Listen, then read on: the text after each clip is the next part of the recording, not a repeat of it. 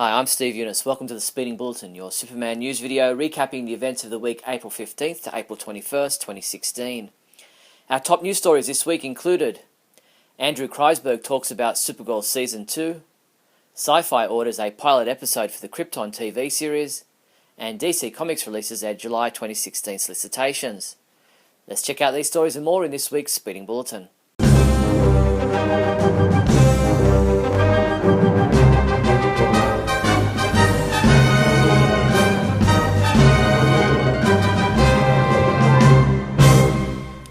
In movie news, Batman v Superman Dawn of Justice continues its slow rise at the box office, currently sitting at over $830 million worldwide.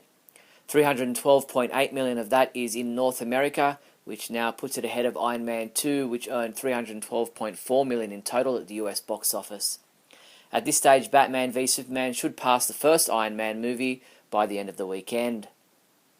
Jesse Eisenberg spoke to MTV News about his reactions to the Batman v Superman reviews and how he avoids seeing his own movies. Oh, yeah. I mean, I was aware because when we were doing press in England and people said, "Are you aware of the mixed reviews?" I said, "No, I'm not aware of anything." They were like, "Well, they're mixed reviews." I was like, oh, "Okay, well, now I'm aware. I'm aware." Yes, but no, I don't know what anybody says. All I know is that, everybody I gave my tickets to go see the movie at the movie premiere, really liked it, including my parents. So, yeah, that's all I hope for. After playing the bad guy in the first Spider-Man movie, where he played the Green Goblin, Willem Dafoe has been cast in another comic book movie, Justice League. Dafoe's role is being kept secret for the moment, but The Hollywood Reporter claims that he will be joining the good guys this time around. Justice League Part 1 is scheduled to be released on November 17th, 2017. In TV news, back in late 2015, news surfaced of a possible new TV series called Krypton, being developed by Man of Steel screenwriter David Goyer. This week, Syfy officially ordered a pilot episode for the series. The pilot will be produced by Warner Horizon Television. Goyer will write the pilot with Ian Goldberg. He will executive produce through his company Phantom 4 with Damien Kindler, who will serve as showrunner. Colin McCarthy is set to direct the pilot. This week's new episode of Supergirl was the Season 1 finale, and it was titled Better Angels. In this episode, Supergirl was forced to do battle with an unexpected foe and risked everything, including her life, to prevent Non and Indigo from destroying every person on the planet. Superman homepage reviewer T.A. Hewitt submitted his review of this episode, giving it a 4 out of 5, saying, "You're rewarded with what you came to see, Supergirl being super, and in a manner not that few characters will dare to do these days." While CBS has yet to officially announce that Supergirl has been picked up for a second season, Entertainment Weekly caught up with the show's executive producer Andrew Kreisberg to talk about the Season 1 finale, what their plans are for Season 2, and just who or what was in that spaceship at the end. He said, "I don't want to give too much away, but it will be cool. The fans are going to be excited. It's going to definitely shake things up for Season 2. TV Guide asked the cast of Supergirl some interesting questions, like their weirdest talent, their first crush, and much more. Who was your first celebrity crush? Simba. The lion. JTT. In comic book news, DC Comics released their July 2016 solicitations this week, and we highlighted for you all the Superman-related comics and products listed. Of special note was New Superman #1, in which an impulsive act of heroism thrusts an arrogant young man into the limelight of Shanghai as China begins to form its own Justice League of powerful heroes. And Action Comics 959, in which Clark Kent gets caught in the crossfire as Doomsday crashes through the streets of Metropolis. As Lois struggles to keep young Jonathan out of the path of destruction, can former enemies Superman and Lex Luthor stop the monster that once destroyed the city and killed the Man of Steel, or does Lex Luthor have his own plans? Check out the complete list of Superman titles in the July solicitations at our website now. DC Comics has published a blog by writer Jean Lewin Yang, who moves from Superman to the New Superman book post-Rebirth, in which he discusses the challenges of writing the book and the dilemma in coming up with a suitable name for the character. He said, "Hopefully my book won't be the only place where he shows up. Hopefully other DC Comics writers and artists will want to play with him." Read more about the development of Kong Kanan, the new Superman, at dccomics.com. DC Comics are set to use the bleeding S shield from 1992's Death of Superman saga on the cover of Superman comic books once again. Word is that the first run prints of Superman number 51, Batman Superman 31, Action Comics 51, and Superman Wonder Woman number 28 are all sold out at the publisher level, and that DC Comics is planning to use the Bleeding S-Shield as part of the designs for second printings of these books. Look for S-Shield chapter numbers on recoloured versions of the final Days of Superman issues to be released on May 11th. Heritage Auctions has 26 lots of issues of Action Comics scheduled to be sold this Sunday, with books ranging from the 1940s to the 1970s. Amongst these issues listed is a very fine 8.0 copy of Action Comics 194 from 1954, featuring a cover by Al Plastina of Superman battling Clark Kent. The Sunday Internet Comics auction will end on April 24th. Visit heritageauctions.com. Comic books we reviewed this week included Batman Superman number 31, which was reviewed by Adam DeChannel, who called it a solid chapter, and he gave this issue a 5 out of 5 score. James Lance reviewed Earth 2 Society number 11, also giving it a 5 out of 5, saying this chapter was a fast, fun and interesting one. Injustice Year 5, Chapter 17 was reviewed by T.A. Hewitt, who gave it a 2 out of 5, saying death and destruction resulting from everyone and their dog being more dysfunctional than Dr. Jekyll. Superman comics available this week from April 20th include Adventures of Supergirl Chapter 7 digital comic has been available since April 18th. Injustice Year 5 Chapter 18 digital comic has been available since April 19th. Action Comics number 51, which is also available in a variant cover. DC Comics Essentials JLA number 1. Injustice Gods Among Us Year 5 number 8 print edition. Superman American Alien number 6, which is available in a variant cover. Superman Lois and Clark number 7, which is also available in a variant cover. DC Comics Bombshells Chapter 40 digital comic will be available April 22nd. And Justice League Darkseid War Power of the Gods hardcover.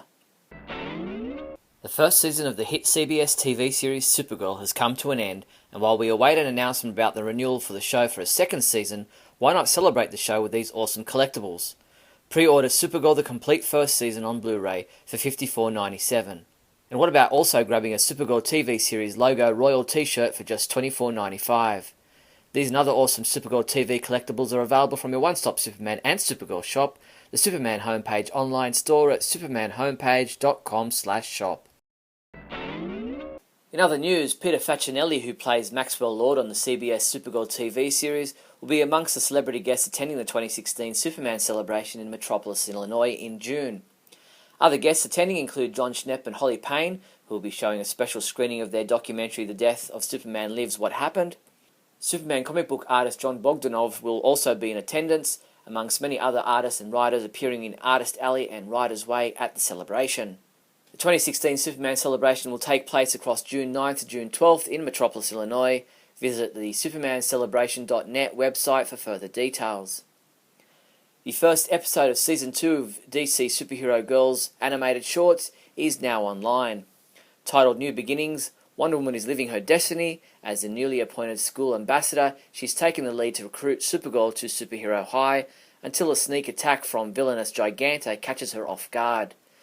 Watch this episode at our website now or head to dcsuperherogirls.com. And that's all the news there was for the week April 15th to April 21st. I'm Steve Younis from supermanhomepage.com. Great Scott! Great Scott! Great Scott!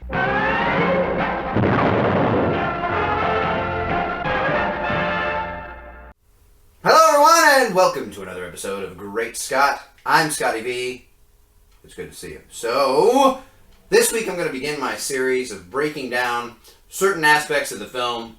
I don't have a long enough time each week to do the whole analysis in one shot. So, I'm going to go in order. The movie's called Batman v Superman. Today, it's Batman.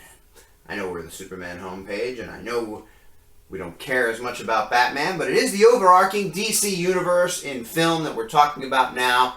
Apparently there's a fan petition going around with 100,000 signatures to get Zack Snyder off any future projects and to change the whole situation. I don't care one way or another, although I am enjoying these films. I'm sure that they could be better. I'm sure that they could be worse. I'm sure that they could be lighter. I'm sure that they could be happier. I'm sure that they could be more hopeful.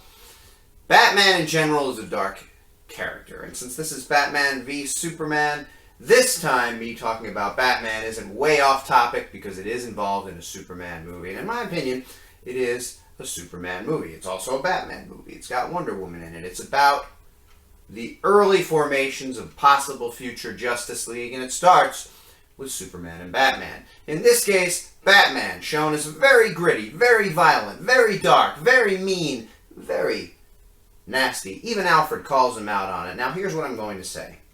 As a Superman fan, I like the fact that Batman was portrayed as the villain in this movie, and there's no arguing it. He is the bad guy. He is Superman's enemy. He is the one that is fighting Superman. If I were a Batman fan, and I like Batman, I still haven't seen a situation where they've used Batman the best way possible.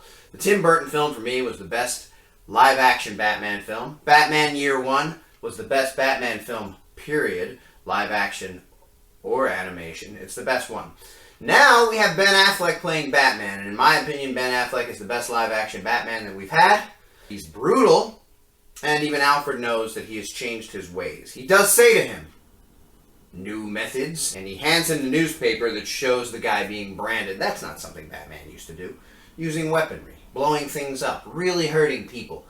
It was not Batman's MO, although he's always been a fighter, and that hurts to get beat up. So let's not pretend that Batman's this nice guy who doesn't hurt people. I've heard fans say, that's not Batman, Batman's not like that, and that's true.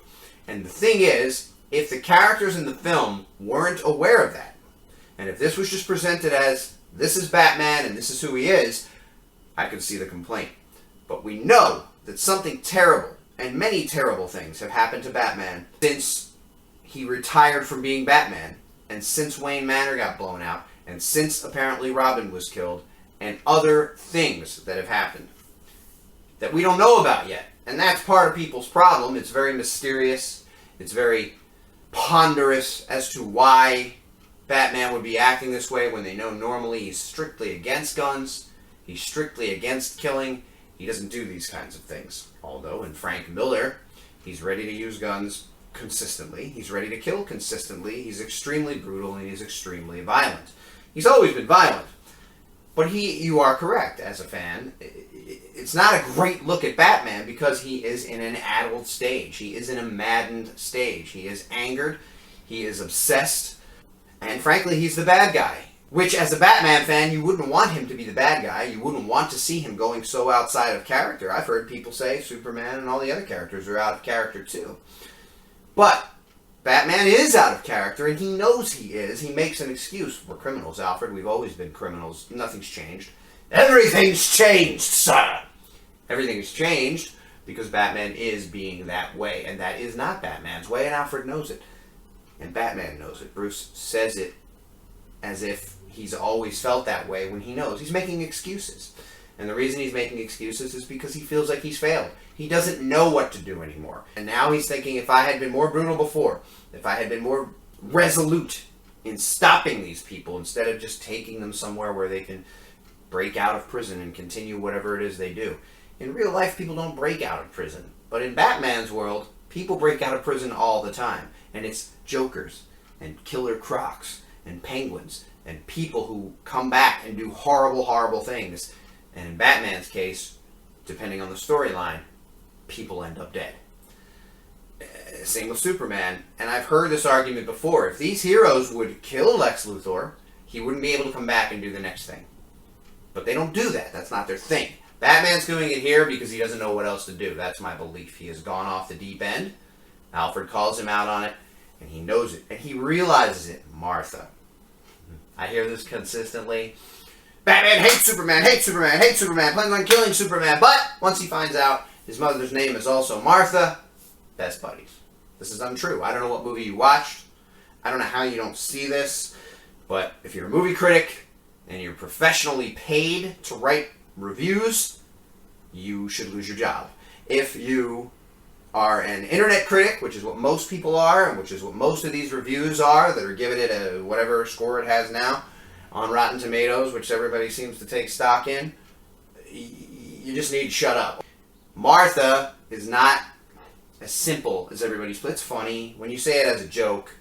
Oh, your name is Martha? I saw a thing where Darkseid's mother was named Martha, and Batman started crying, and Wonder Woman was, oh, God. But it's not just because her name is Martha. It's because all through the movie, Batman is so intent on getting the kryptonite so he can destroy Superman that he's blowing up bad guys, and he's chasing people down the street, and he's using machine guns, and he's focused. He's singularly focused on destroying the man that he thinks if there's a 1% chance that he's our enemy, he has to destroy him. So he doesn't even think about what he's doing. He's in an addle-brained situation. And then, when he's about to finish Superman off, which is obviously a sticking point for Superman fans, the only thing Superman is concerned with is, you have to kill me, but you have to save Martha. You're letting him kill her. And when he says Martha, Batman doesn't understand why Superman is saying Martha, who is his mother's name. Then when Lois tells him it's his mother's name, everything comes flooding into him, realizing Superman is probably more human than Bruce himself is, especially in this moment. What Superman cares about is protecting his mother. What Superman is worried about is a human being. He has a mother just like Batman does. He's just as human as Batman is. He's not some otherworldly, omnipotent God that has no connections to humanity at all. This man is trying to protect his mother, something Bruce Wayne was too young to do when death came to his family. So when he hears that, he realizes, what am I doing? I can't believe it. And then he gets angry at himself, throws the spear away. It couldn't be more clear that it's a chastisement of himself for being so obsessed that he couldn't see that Superman is just as human as he is. And obviously he's not human, he's an alien, but he has the same kind of human feelings, he has the same kind of human emotions. The fight scenes with Batman are incredible. It's the best choreography that's been in any Batman movie in my memory. He is, again, very, very dangerous. There are situations where he's smashing guys' heads into the ground, smashing them against walls, where you look at them and you go, I don't know how a person would live through that, but on the other hand, Batman falls from 40 stories and lands on a car and it's fine. So clearly in a comic book universe, human beings even have more resiliency than... Because Batman wouldn't be able to stand with the Justice League as a guy, even with armor, but he can. So he has... Humans seem to be a little bit more resilient, even in Smallville. Clark would throw almost every bad guy 20 feet into a wall and they wouldn't be dead. But if he threw me or you that far and smashed them into a wall with super strength, there'd be maiming, and there often was on Smallville. There'd be maiming, there'd be broken bones, there'd be death, there'd be punctured lungs, there'd be internal bleeding. So even humanity, I think, has a little more resiliency than what they normally have in real life. Into the movie, Batman says men are still good. Wonder Woman says she left because men don't know how to get out of their own way. He's referring to men, but also to Superman. He's decided that he's going to change his ways. He goes to Lex Luthor. He doesn't brand him. He doesn't pummel him. He doesn't beat him to a pulp. Not that he's going to stop doing that, the beating. But I think he's going to be a little less brutal, a little less violent. And I think he's not going to brand people. And I think he's probably going to get away from killing people. When he went to save Martha, the argument I hear is, clearly Superman didn't inspire him because after he goes from fighting Superman, he goes out there and he kills all those guys. At that point, he had realized that Superman wasn't the monster he thought he was and had a mother and cared about humanity, cared about a human, wanted to save her. Now, he's resolute in doing everything he can to make sure this woman doesn't die. So he goes out there and he takes out the guy. It's not like he has a situation where he can go, well, I'll be nice to these guys and just hope that Martha still lives. He goes in there and he does what he has to do. Then, and his inspiration from Superman hasn't stopped yet. Now, the Doomsday fight happens, and while Batman is jumping around, just dodging, trying to get out of the way, which no human would be able to do, so we go back to humanity has more agility and more resiliency than normal, because a beam being shot at you and then explode, there's no way you could jump out of the way. But it's cool, and it's very comic book-like, Batman doing the swinging and the dodging and the things that he does. I mean, in the comic books, before they gave him armor, he never had armor. He wore a gray leotard. He would jump out of the way of bullets. In Batman the Animated Series, no armor. He leaps over bullets, dodges out of the way. Superman's faster than a speeding bullet. man can't dodge a bullet. Batman does it all the time. But in the end, when Superman sacrifices his life to save the world, Batman realizes how to be a hero again and decides that he's going to change his ways, and in Superman's honor, things are going to be different now. And we're going to see Batman in the Justice League movie start to change those things. He might not, on a dime. People go, Scotty, you're wrong, see? He'll be trying. He'll be struggling. It's always a struggle for Batman. And clearly it's a struggle for Superman, too. And we'll talk about Superman next time. But I think Ben Affleck was a great Batman. I like that we're seeing a conflicted situation. It is out of character. But the characters know that it's out of character. And things are going to change. Thanks, everybody, for watching. And remember... Why did you say that name? Why did you say that name?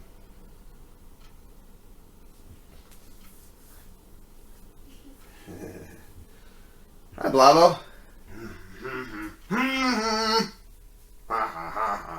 Hee hee.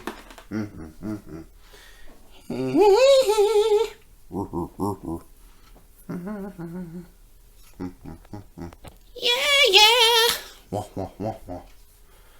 Do not do that the whole time either. I'm not sure what I should do. I'm gonna try it this way, and then I'm gonna see if it works, and if it doesn't, then I'll probably have done it that way. I don't know.